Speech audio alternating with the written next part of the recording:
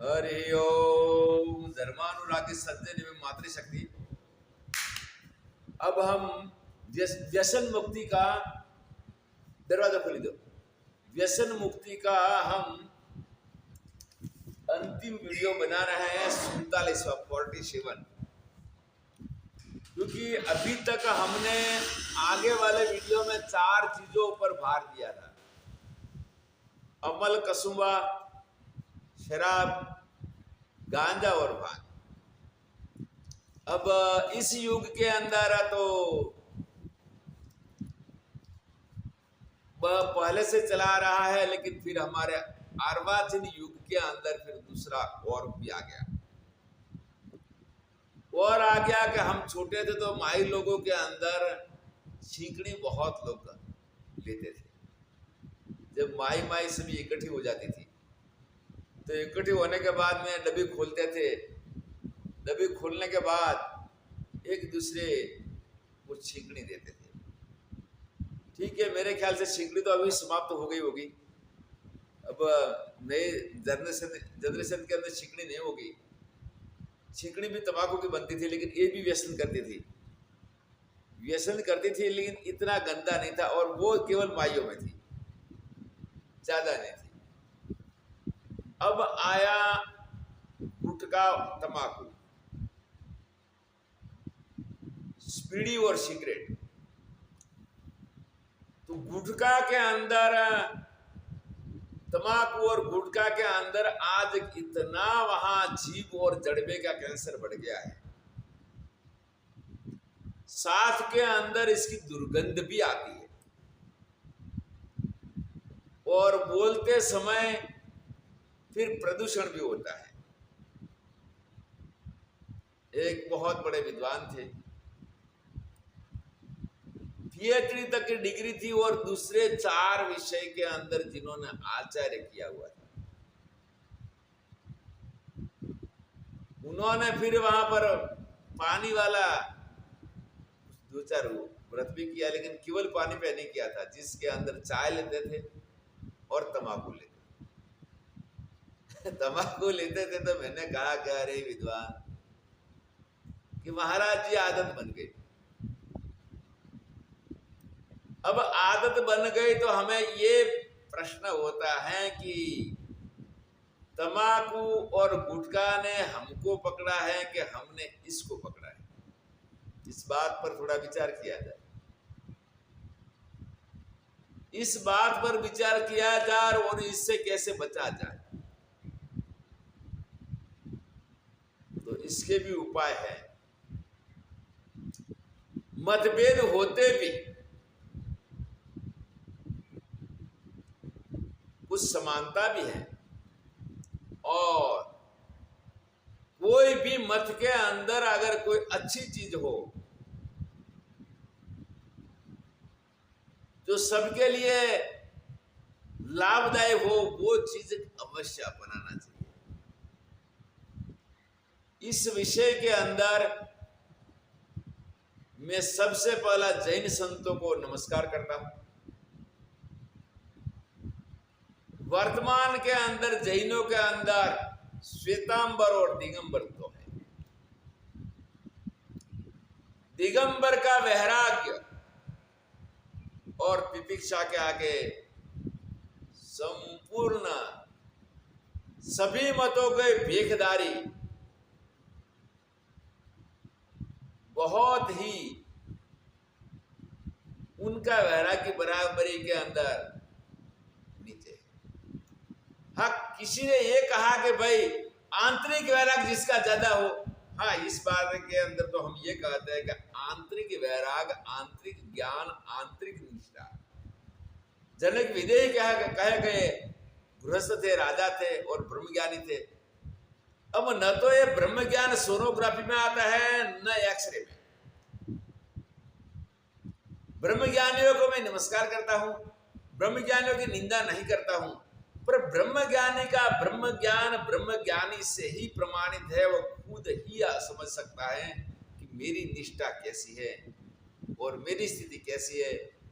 वो खुद को खुद का पता लगता है, अन्य को नहीं। पर जो बाह्य रूप से जिनके दीक्षा के अंदर केवल त्याग ही त्याग है, केवल उनको देखने मात्र से वैराग्य पैदा होता है। शीत काल के अंदर, सर्दी में भी वो कपड़े पहनते नहीं है। दूसरी बात है मतभेद रहा स्नान का, पानी में जीवात ज्यादा होने से। वहां पर जैन मत के अंदर श्वेतांबर कभी ज्यादा पसीना होने पर पंच से पूछ लेते हैं, पर दिगंबर केवल मोर पिंची से अपना शरीर को झाड़ते हैं। कभी मच्छरदानी नहीं, कपड़ा नहीं, और भयंकर ठंडी भी साल भर के लिए बिताते हैं। अपना पात्र जो भिक्षा पात्र अपने आप ही वहां पर श्वेतांबर धोते थे। दिगंबर के पास भिक्षा पात्र नहीं होता, दिगंबर ऐसे भिक्षा लेते हैं, जल भी ऐसे पीते हैं। विषया विनिवर्तन्ते निराहारस्य देहि न। जैन मत के अंदर, उपवास के अंदर कोई भी दूध फल वहां पर विधेय नहीं है। विधेय मतलब अलाउ नहीं है। उपवास या तो निर्जल करेंगे या फिर जल पे। और जितने भी जैन हैं वो जैन भक्तों को उन्होंने ट्रेनिंग दिया है, और छोटी उम्र से योग्य समय में उन्होंने बीज को बोया है। लालयेत 5 वर्षाणि 10 वर्षाणि ताड़येत प्राप्ते षोडशके वर्षे पुत्र मित्र वदाचरेत। चाणक्य नीति में महर्षि चाणक्य ने कहा कि 16वें साल में बेटा बेटी को कुछ कहा नहीं जाता। उन्होंने बस 11 साल के बाद चतुर्मास के अंदर 8-8 दिन का पानी वाला व्रत करने से, और प्रतिदिन जैन परिवार का कोई भी बच्चा धर्म शिक्षा से रहित न हो, उनको जन्म से दिया हुआ और वो अभ्यास कराते हैं। इस अभ्यास से जैनों की प्रगति जितनी हुआ है इतनी हिंदू मत में और किसी की नहीं हुआ है। हाँ, व्यसन मुक्ति का काम स्वामी नारायण ने किया, जिसको 200 साल हुआ, लेकिन जैनों को मेरे ख्याल से कई हजार साल हो गए होंगे। जैन मत बहुत पुराना है, लेकिन ये जैन मत रहा केवल वाणिया तक। जैन मत में दूसरी जाति के कोई लोग मिले नहीं।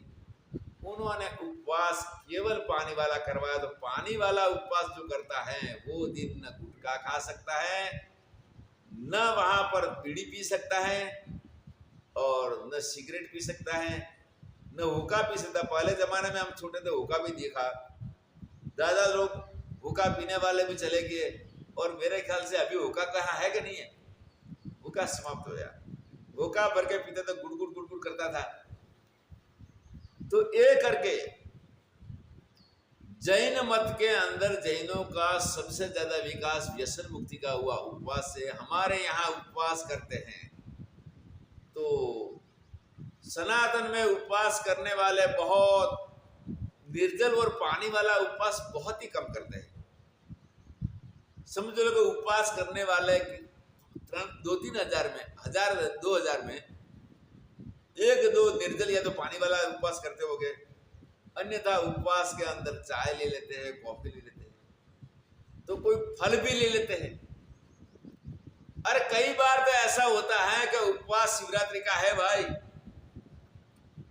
शिवरात्रि का उपवास है तो भाई भोजन नहीं करना है। भोजन नहीं करना है तो भूखा भी नहीं रहना है। साल में एक बार महाशिवरात्रि का उपवास बड़े धामधूम से जागरण करते हैं। तो क्या किया जाए, तो वहां फलाहारी आइटम बढ़िया तरह से इसको बनाया जाए। वहां आलू और सूरण, इसको थोड़ा छोंक लगाया जाए। इसके बाद राजगिरा की पूरी भी बना लेते हैं। ओगले का आटा, सिंगुड़ा का आटा की वहां पर पूरी बना लेते हैं या रोटी बना लेते हैं। और कई खिलाड़ी आइटम, कई प्रकार के फल होते हैं, उनका जूस भी होता है तो फल भी होता है। और कहते हैं कि हमने व्रत कर लिया। अब ऐसा है कि इस प्रकार का व्रत किसके लिए है कि जो लोग बिल्कुल धर्म संस्कार से शून्य हैं, उनके लिए तो ठीक है, क्योंकि क्योंकि इस ऐसा करने से इसके अंदर संस्कार आएंगे, धार्मिक बनेंगे। पर जो धर्म संस्कार जिसके अंदर आ चुका है, उनको ऐसा व्रत करने की जरूरत नहीं। उनको केवल पानी वाला उपवास करेंगे तो ये वो उपवास वाले दिन न बीड़ी पी सकते हैं, न सिगरेट पी सकते हैं, और साथ साथ न तंबाकू खा सकते हैं, न गुटखा सा खा सकते हैं। सबसे श्रेष्ठ उपवास इस व्यसन से मुक्त होने के लिए ऐसा उपवास। तंबाकू और गुटखा से कई लोगों को जीभ और जड़वे के कैंसर हुए, और ऊपर लिखा भी हुआ होता है कि इसका सेवन करने से ऐसी तकलीफ होती है, लेकिन फिर भी सेवन हो रहा है, और सेवन करने वाले भी वह शिक्षित लोग हैं। दूसरे बात है पान चबाने वाले पान चबा चबा के वहां पर जमीन को गंदी करते हैं।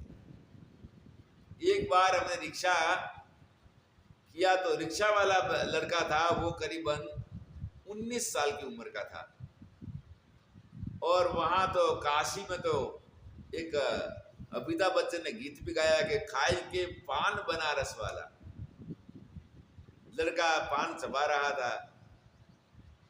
हमने कहा कि बेटा हमें यहां से करीबन 25 किलोमीटर दूर जाना है,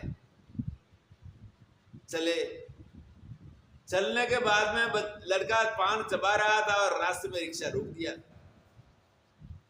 और पान चबा चबा करके रास्ते के अंदर पिचकारी मार रहा था।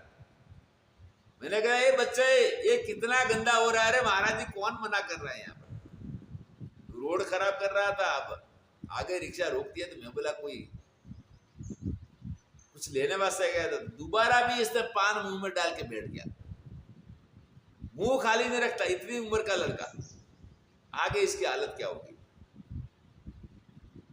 तो ऐसे पान वगैरह हैं, वो भी पान सुपारी जो है, पान सुपारी भी कैंसर का कारण बन सकते हैं, और कैंसर का कारण बन सकते हैं। तो कुछ लोग ऐसे विद्वान होके भी इसके बिना रह नहीं सकते, तो क्या करते हैं, पान का एक डब्बा रखते हैं। पान का डब्बा के अंदर पान पहले से बना के रखते हैं, पान खुद बनाएंगे, खुद बना के रखते हैं, और वो सुबह से लेकर शाम तक पान की कमी ना आ जाए। जब भी बात करना होता है, मुंह में पान रख के पान चबाते जाए, बात करने जाए, और साथ साथ शास्त्र के विद्वता की बात करते हैं। तो गीता में भगवान ने बताया है, श्रद्धावानम लभते ज्ञानम तत्पर सहितेन्द्रिय ज्ञानम लब्धा परम शांति नची रणा गति। पहले श्रद्धा, तत्परता और जितेंद्रिय, तीन विषय से जो पारंगत हो तभी ज्ञान होगा। तीन में एक भी कम होगा तो भी ज्ञान नहीं हो सकता। तो यहाँ पर अमल का सुबह, गांजा और बाकी बात पहले की, इसके अंदर हमें तंबाकू, गुटखा और पान की बात किया कि इसके द्वारा प्रदूषण कितना। जब पान खाने वाले पिचकारी मारते तो रास्ते में अंदर जमीन गंदी होती है, देखने वाला भी गालियां देगा, अरे ये गंदा किसने किया। जब तंबाकू वाला बात करता है तो मुंह के अंदर जब बोलते समय तंबाकू के अंदर कुछ कण गिर के सामने गिरेगा तो तब भी उसको बुरा लगेगा। इसकी श्वास में दुर्गंध मारती है। अरे भगवान ने कितना अच्छा अच्छा बनाया मेरे भगवान, ये पवित्र मुंह है, इसको गंदा क्यों किया जाए। शराब पीने से भी बदबू आती है, तंबाकू भी बदबू आती है, तो इसको पवित्र रखो, निरोगी रखो, और निरोगी रख के आप अच्छा स्वास्थ्य पैदा करके इन चीजों को तिलोंदी दे दे, ऐसी मेरी विनती है। फिर जैसा भगवान आपकी मर्जी, मैं तो केवल कहने वाला, इसके लाभ और नुकसान। अब आता है हम अगले वीडियो का अंदर, सिगरेट, बीड़ी और कुछ लोग चीलम पीते हैं, इसके अंदर क्या लाभ और नुकसान है वो अगले वीडियो में बताएंगे।